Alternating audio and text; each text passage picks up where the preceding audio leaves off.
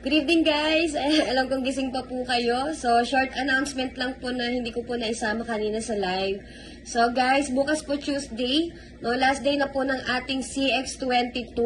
Ayan, so don't worry guys, may good news tayo dyan. So, i-open pa rin po natin yan for reroll para po sa mga gustong humabol. Ayan, so guys, clear po tayo dyan ha.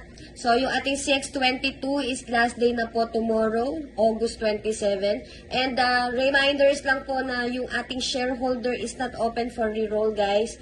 And ang open lang po sa reroll natin is yung ating Emerald, CX18 and CX22. Ayan, so clear po tayo dyan guys ha. Kaya, ayan, kung gusto makatipid sa charges for withdrawal at gusto ng tuloy-tuloy ang kitaan, syempre, plus a chance to win a computer set. Ayan guys, roll it to win it. So, yun lang guys. Good night and see you tomorrow sa ating 10 a.m. live. So, good night guys. See you tomorrow.